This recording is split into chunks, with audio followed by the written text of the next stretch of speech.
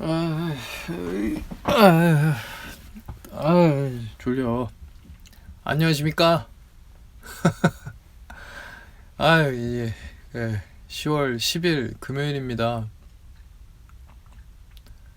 저는 이제 회사에서 연차를 쓰고 회사 나오지 말라 그래가지고 연차를 쓰게 됐습니다. 그래서 열흘의 연휴였고요. 오늘 8일 차입니다. 8일 차.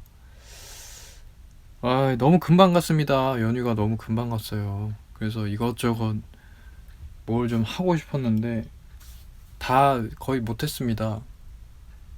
그러니까 하고자 했었던 것들, 중요한 것들은 못했어요. 아, 이렇게 참 시간을 못 쓴다는 거 다시 한번 느끼고, 어떻게 보면 또 예열이 필요한 인간이구나라는 것도 좀 느꼈고, 열흘짜리 연휴는 이제 2044년에 온다고 하고요. 그걸 기다리는 건 아니지만, 그런 면에서 보면 참 진짜 역대급 연휴였던 건 맞다. 생각해보면 참 그 일을 하는 직장인으로서 열을 쉰다는 게 진짜 흔치 않은 일이죠. 근데 이런 걸 잘 살려야 되는데 뭔가 인생에 이렇게 궤도에서 이렇게 벗어나 있는 채로 늘 사니까 이렇게 내 궤도에 있지 않기 때문에 이 열흘이 오건 20일이 오건 그냥 보내는 거야. 그냥 내 시간 아니란 생각이 좀 든다는 느낌이랄까요? 아니, 내 인생이 내 인생 같지가 않아. 운동을 1회 했고요. 운동을 더 많이 할 수도 있었는데 에너지스트 했어야 되는데 생각해보니까 오른쪽 어깨가 지금 다쳐가지고요. 지금 이상해요. 그래서 이따가 정형외과를 갈 건데 그냥 그래서 쉬었어요. 운동을 일부러 안 했습니다. 하고 싶고 할 수 있었는데 안 했고 어 그렇습니다. 그리고 안경을 맞출까 이런 것도 생각했는데 안경 뭐 그냥 블루스크린 차단 안경 그 탓이 아닌 것 같아서 눈이 아픈 게, 왜냐하면은 그저께 성묘를 다녀왔을 때 하루 한 번 느꼈어요. 그때는 모니터도 안 받고 핸드폰도 안 받는데 피로하고 갑자기 피로가 확 몰려왔는지 그 똑같이 눈에 피로가 생기더라고요. 그러니까 그거는 모니터 봐서 그런 게 아니란 소리잖아. 근데 그게 기존에 내가 느꼈던 부분도 그랬거든. 이게 눈이 이렇게 시려져서 눈만의 이유로 그런 것 같지 않은데, 왜냐면 안약을 넣었을 때 그게 잠깐이라도 좋아지는 느낌이 아니고, 그러니까 호환되는 처방이 아닌 느낌이야. 내 몸은 내가 생각했을 때 내가 느껴지는 거는. 그래가지고 이게 눈만의 느낌은 아닌 것 같다. 그러니까 약간 공황장애 느낌? 그러니까 피로해. 뭔가 피로하고 여기 이 상황에서 벗어나고 싶고 이걸 하기 싫을 때 할 때 그때 이 눈시림 현상이 나타나더라고요. 그러니까 이거는 눈만의 그 병은 아닌 것 같다는 거.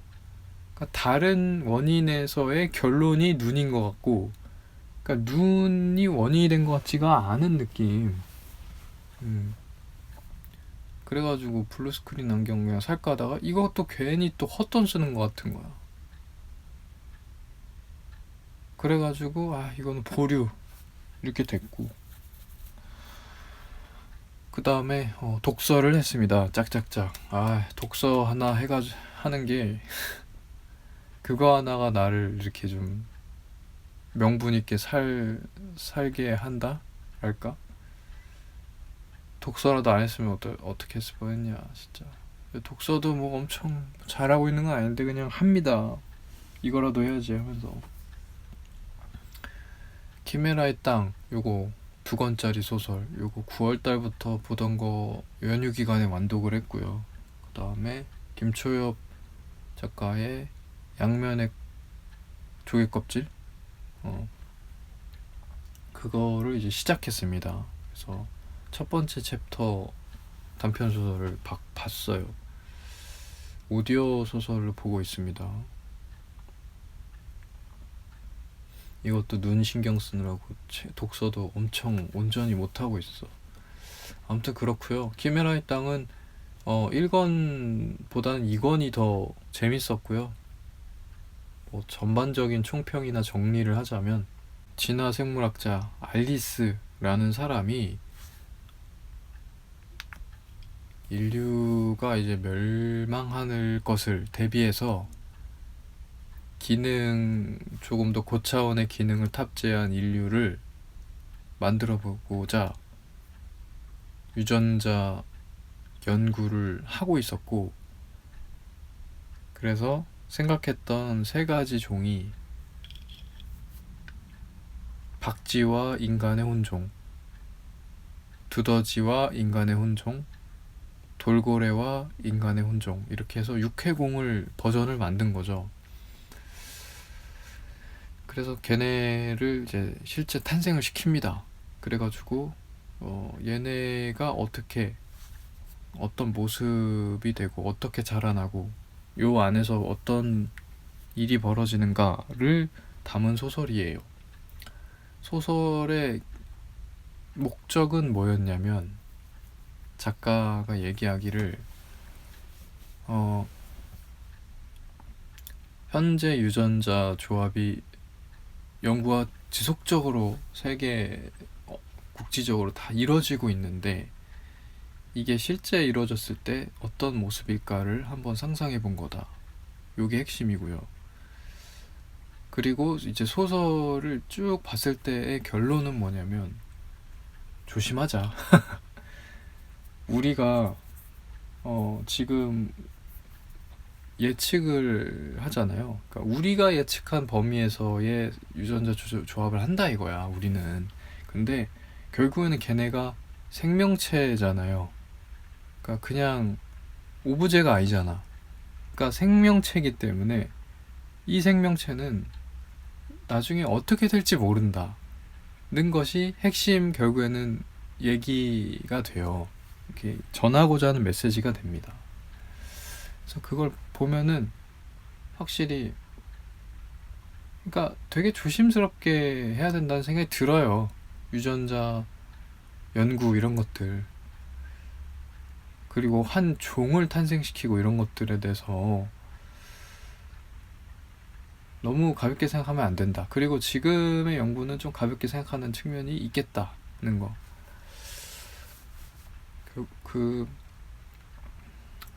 왜냐면은 이 소설에서 얘기로 다시 돌아오면, 이 3가지 혼종들이 처음에는 이 알리스 박사를 굉장히 잘 따릅니다. 마치 진짜로 모자 관계, 모녀 관계처럼, 부모와 자식 관계처럼 잘 따르죠. 그리고 얘네 입장에서는 창조주인데 어머니라고 표현을 하면서 실제로는 잘 따라요. 그래서 관계가 좋고 한데, 얘네가 이제 크잖아. 청소년기가 되고, 얘네 생물체니까 나이를 먹어.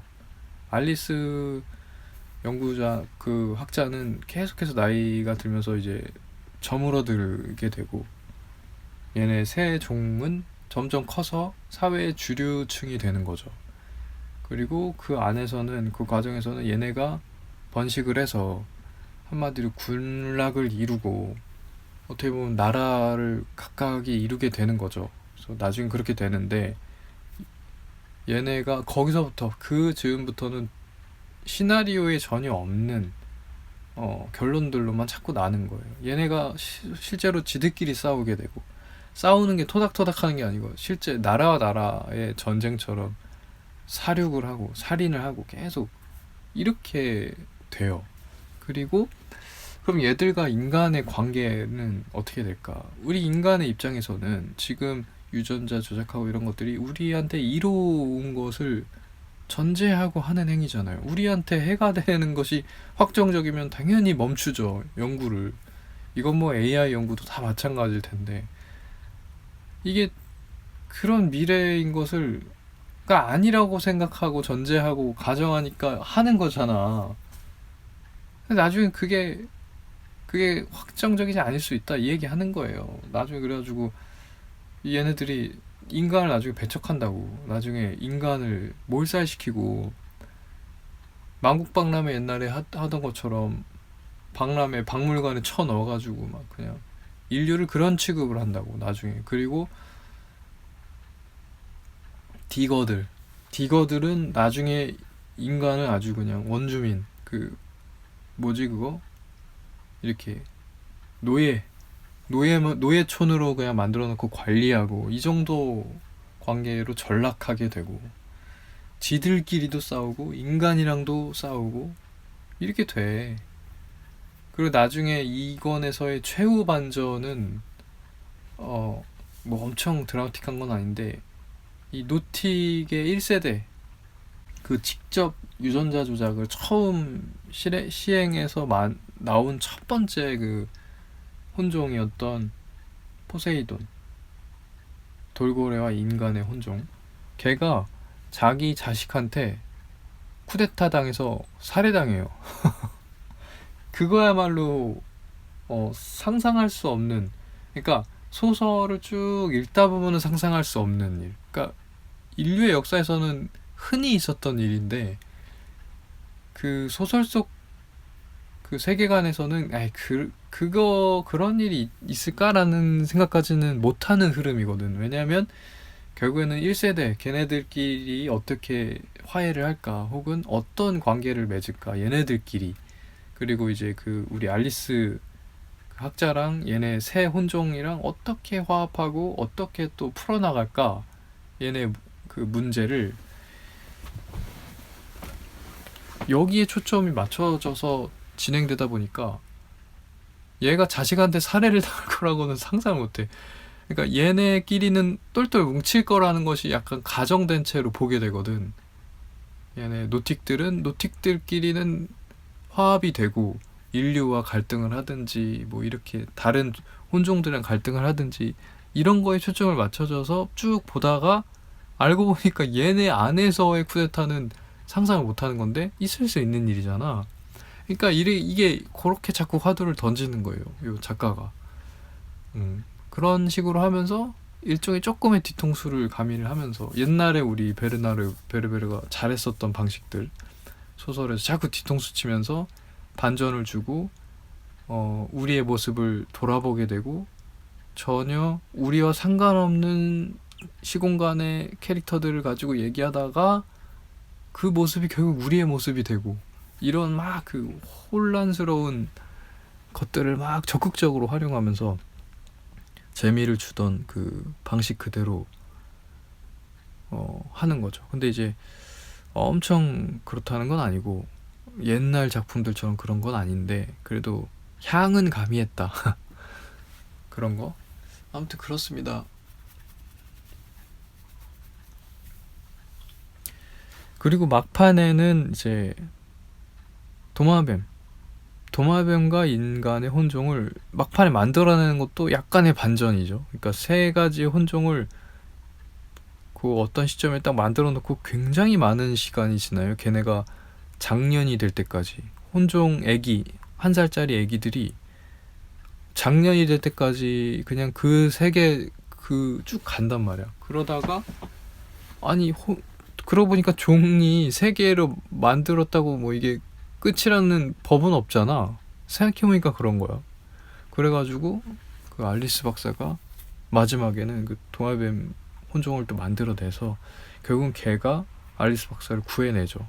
그래서 인류를 어떻게 보면은 구해낸 것이 불 속성이다 이렇게 또 얘기도 합니다. 그러니까 왜냐면 도마뱀이 불과 연관이 있더라고. 그러니까 육해공을 만들고 인간의 기원이자 엄청난 그 발전의 초석이 되었던 불의 발견에 또 포커스를 둬가지고 불에 초점을 맞춰서 불과 어떻게 혼종할 수 있는 방법이 있을까? 라고 고민하다가 도마뱀을 떠올리거든. 왜냐면 도마뱀이 이렇게 겨우내 나무에 들어가서 산대. 어떤 도마뱀 종들은 겨울잠을 자나? 아무튼 그거 사는데 살다가 그거 자기가 들어가 살던 나무가 베인 거야. 베어가지고 그게 목재로 이렇게 쓰여서 땔감의 소재로 쓰이는데 그 땔감에 들어가서 막 불을 달구잖아. 근데 거기서 튀어나오더라. 그런 모습들이 몇 번 발견이 되더라. 도마뱀이 거기서 튀어나오면은 그 되게 임팩트 있는 장면이잖아. 불에서 살아나온 것 같잖아. 근데 그거는 뭐 사실이 아니라 하더라고요. 당연히 도마뱀도 불타 죽죠. 근데 몇몇은 그런 일이 있어서 이거 도마뱀이 그 다른 존재다 이렇게 인식이 되는 그런 뭐 신화 같은 얘기들도 있었다 하더라고요. 그래서 거기에 착안을 해가지고 도마뱀이랑 인간의 혼종을 만드는데, 그래서 도마뱀이 이렇게 절단나도 막 살아나잖아요. 그 상처난 부위가 다시 회생하고 그 기능이 탑재된 인류가 나중에 만들어지죠. 이거 완전 무적이잖아 그러면. 그래서 얘가 앞으로 어떻게 될까 막 이런 여운을 남기면서 소설이 마무리가 됩니다. 아무튼 그래요.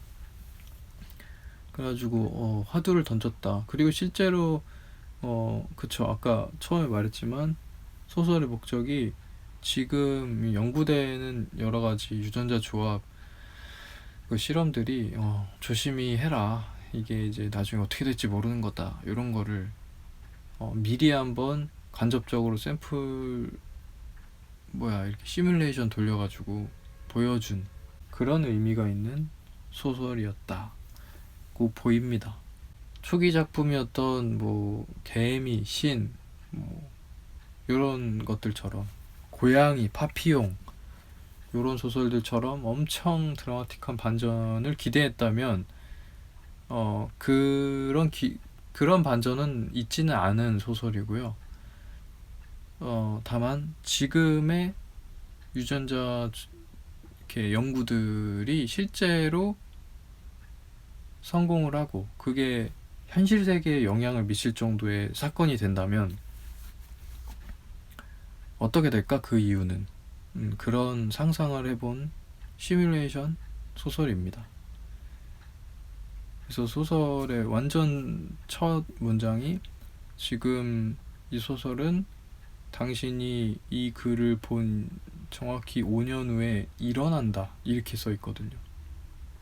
그래서 이 소설을 어떻게 바라봐 줬으면 좋겠다는 작가의 메시지가 아주 직접적으로 들어가 있고요.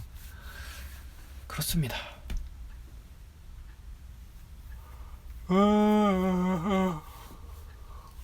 그리고 김초엽 작가의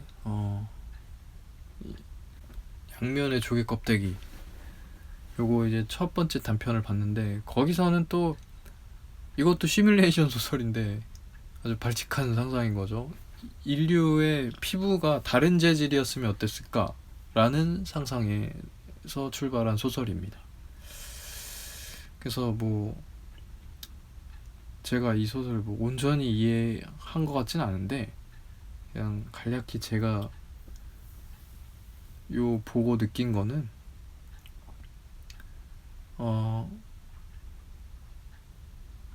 다시 한번 이제 당연하다고 생각했던 것들을 한번 돌아봐라, 요런 이제 메시지가 있고, 그 메시지가 있는 소설은 아닌데 아무튼 그런 정도의 메시지가 있고요. 그래서 우리가 피부라는 것은 시간이 지나면 이제 늘어나고 변화하고, 상처가 나면 거기에 또 상처가 나고 이런 피부 조직인데 이게 다르면 어떨까라는 상상을 해본 거죠. 근데 이제 이게 현 시점에서의 얘기예요. 이 세계관이 현 시점인데, 어떤 요 주인공이 피부를 커스터마 시켜주는 회사의 직원으로 들어갑니다.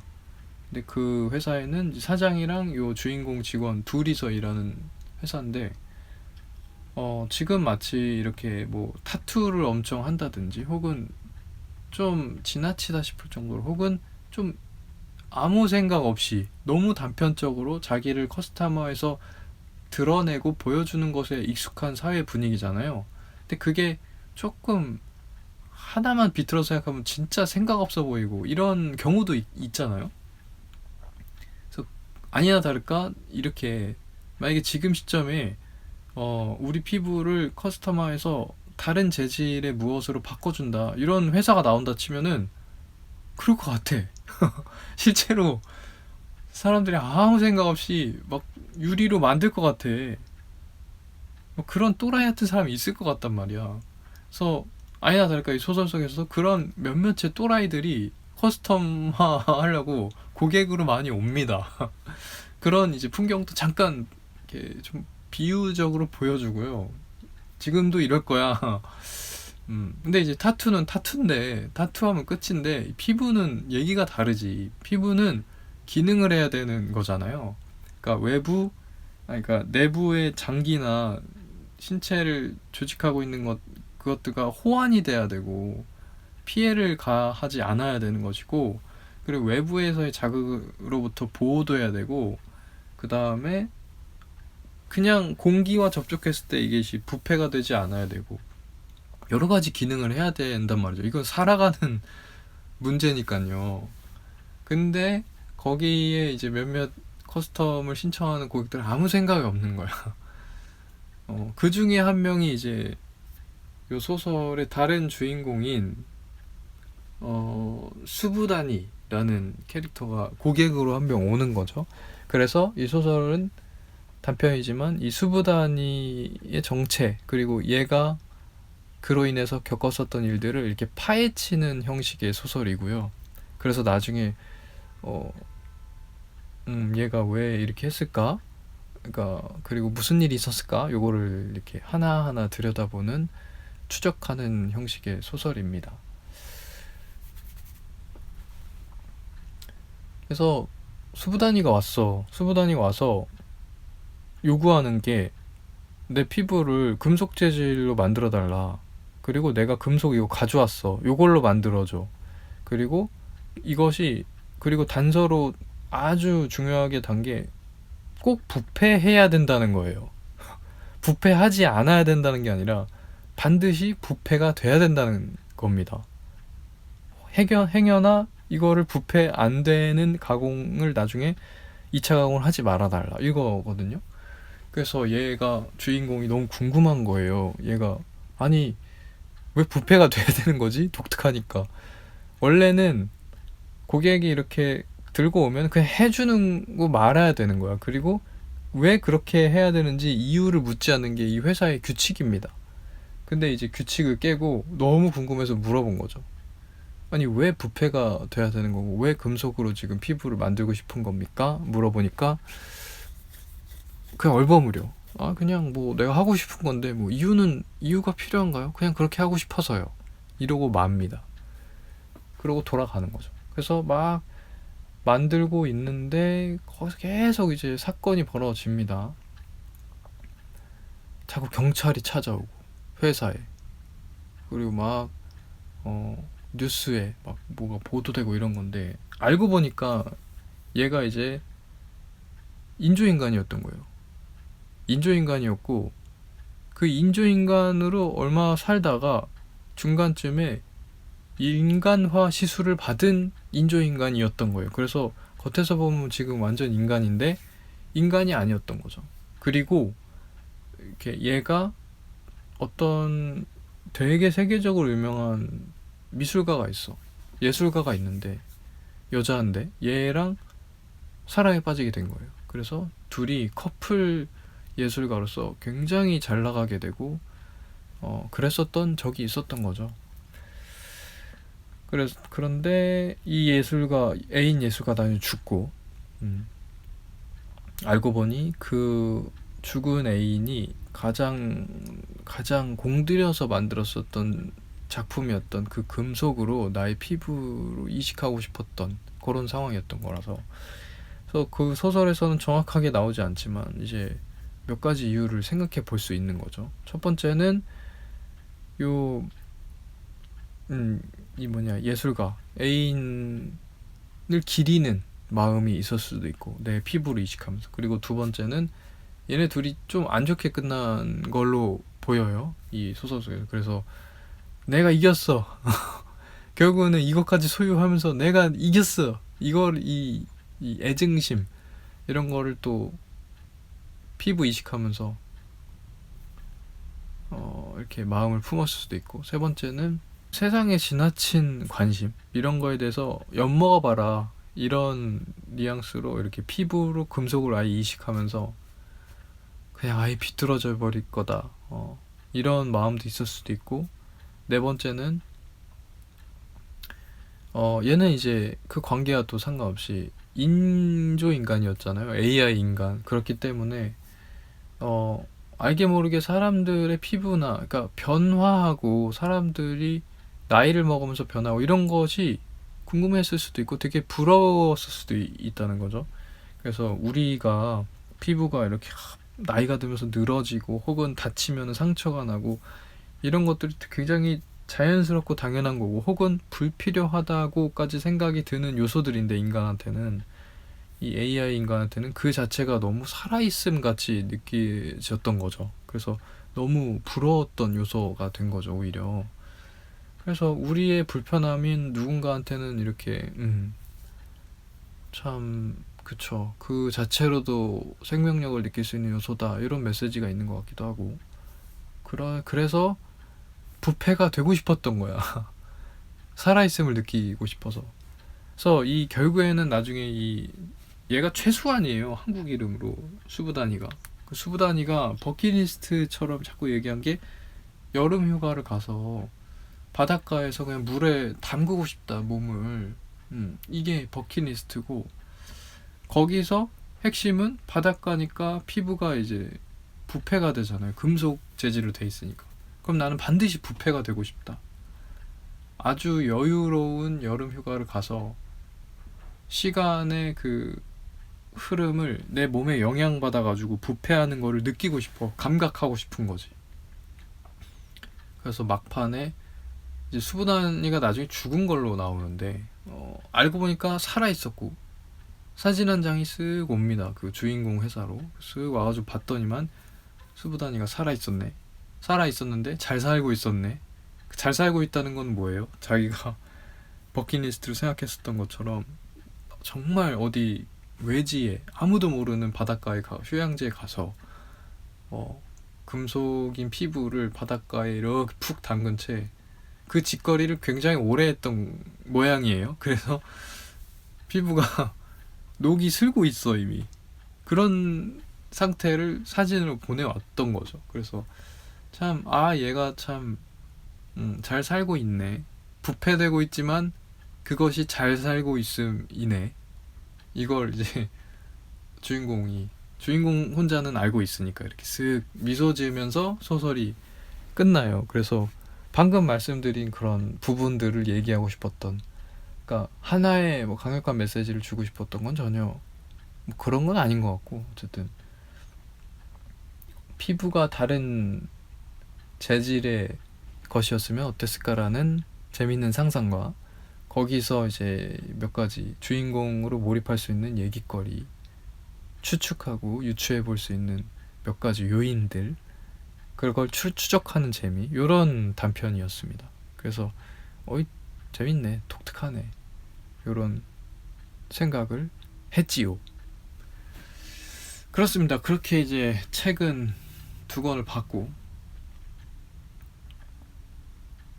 성묘 한번 갔다 왔습니다. 이쪽에 인천 부평에 큰 또 그 공원이 있어요. 뭐라 그러지 그거? 가족공원이 있어가지고, 그런데 올해를 마지막으로 해서 그 이제 계약 기간이 만료돼가지고 다시 매장되어 있는 그 분들을 이렇게 화장으로 바꾸고 거기를 다시 뭐 납골당화 시키고 이런 사업을 하고 있나 봐요. 그래서 올해가 마지막이었습니다. 이렇게 매장산소는. 그래서 올해를 끝으로 해서 이제 그렇게 파묘해가지고 화장한다, 그런다 하더라고요. 그래서 마지막 성묘를 다녀왔습니다. 물론 거기 이제 화장을 해서 거기에 안치가 또 되겠죠. 아닌가? 뭐 그렇게 해야 되지 않을까 싶은데, 그렇습니다. 그런 성묘를 가서 이제 외삼촌 몇 분과 그리고 그 외사촌을 애를 보고 왔습니다. 오랜만에 봤는데 참 내 기억보다 더 오랜 시간 동안 못 봤구나라는 것을 느꼈고요. 그 외사촌이랑은 애가 참 잘 컸더라고요. 옛날에 애기 때 보고 외동아들인데 걔가 그런데 애가 이제 교육을 잘 시켜가지고 그 외숙모가 교육열이 높으신 분이고 해가지고 애를 좀 들들 푹 볶은 것 같아. 그래가지고 결국에 애는 또 잘 됐어. 금융회사에 들어가지고 아주 돈도 잘 벌고, 그리고 애도 사교적이더라고. 굉장히 좀 투명하고 밝고 사교적이고, 구김 없고, 그쵸? 투명한 게 아니라 구김이 없고 잘 돼 있어 애가. 그래가지고 애기 외사촌 애를 봤는데 참 반가웠습니다. 애가 구김 없이 살갑게 대해줘서 되게 좋았어요. 반가웠습니다. 애가 기특한 게 뭐냐면 자꾸 그 감자형 나오냐고 그걸 예전에 물어봤다는 거야. 진짜 이렇게 자주자주 좀 만났으면 좋겠다고 생각하나 봐. 너무 기특해. 왜 그러지?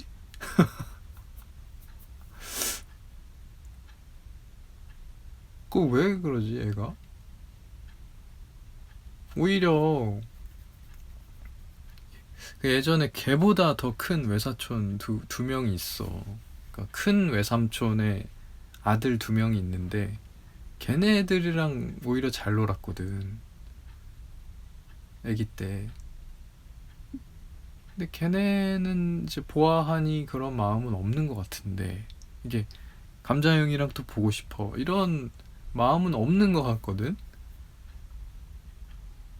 근데 얘는 왜 이렇게 그런지 몰라. 참, 그리고 어쨌든 그래서 그런 것들이 기특하고 좋아 보였습니다. 그리고 그 쭈꾸미 볶음 먹고 그 앞에서 그 다음에 그 건너편에 스타벅스에 가가지고 아메리카노 한 잔 마시면서 또 어른분들 얘기하는 거 그냥 듣고 있고. 근데 그런 것도 좋았어요. 저는 그런 거 좋습니다. 네, 카페 가가지고 그렇게 앉아 있었던 거 참 좋았어요. 네. 우리 가족 분위기가 가족들이랑 카페 가는 그런 뭔가 좀 바이브는 집안에 없어가지고. 근데 남들 보면은 참 엄마랑도 잘 가고 아빠랑도 가고 이런 거 같더라고. 그런 거 좀 부럽고. 근데 뭐 으쓰겠나 라는 생각. 뭐 우리 집안의 바이브가 그런데, 우리 집안의 바이브가 저는 마음에 듭니다. 결론적으로 마음에 들어요. 그러니까 좀 지나치게 소비적이거나 좀 너무 유행을 따라가거나 그런 거 좀 저 안 좋아하거든요. 근데 집안 분위기도 좀 그래. 그래서 저는 이게 너무 유행을 따라가다 보면은 소중한 거 모를 거라는 생각이 좀 있고요. 그런 상태에 내가 놓이기를 원하지 않아요, 내 스스로. 그래서 아메리카노를 일주일에 5잔 먹는 것보다 그냥 한 잔 먹는 게 낫다. 왜냐면 한 잔 먹을 때 소중하게 음미할 수 있으니까. 경제적인 것도 여유가 있지 않아서인 이유도 있고요. 근데 어쨌든 빈도가 뭐가 중요하냐는 거예요, 저는.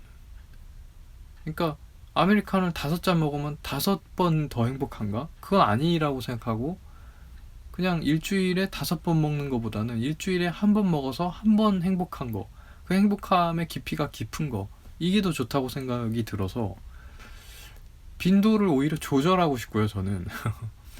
너무 만연해져가지고 뭐가 중요한지 뭐가 소중한지 이런 거 모르는 상태가 두렵달까? 그래서 그런데 우리 집안은 그런 분위기에 맞아.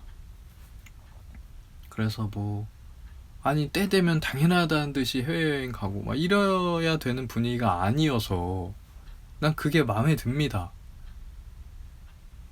그 안에 소소하게 진짜 그거야말로 소확행거리들이 있는 집안은 아닌 것 같은데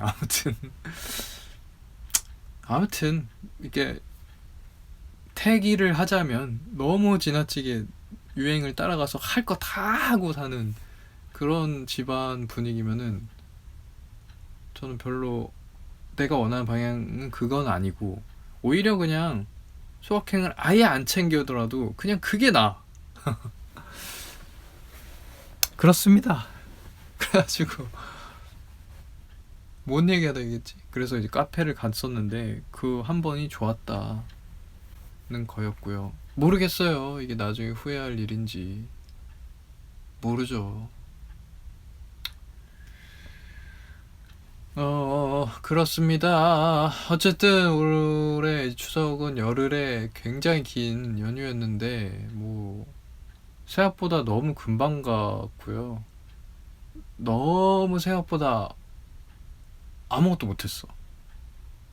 좀 정리할 거는 실제로 정리를 좀 할 줄 알았는데 역시 김감자는 그런 대단한 대단한 사람이 아니야.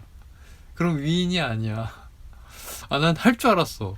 왜냐면 내가 진짜 회사 다니면서 너무 내 시간이 없고 그 뭐야 퇴근하고 와가지고는 시간이 많지만 내일 또 가야 되니까 뭔가 여유가 없어 마음에. 가지고 좀 나한테 여유를 줘. 뭐 3, 4일이라도 여유를 주면 내가 알아서 할게. 요 느낌이었거든.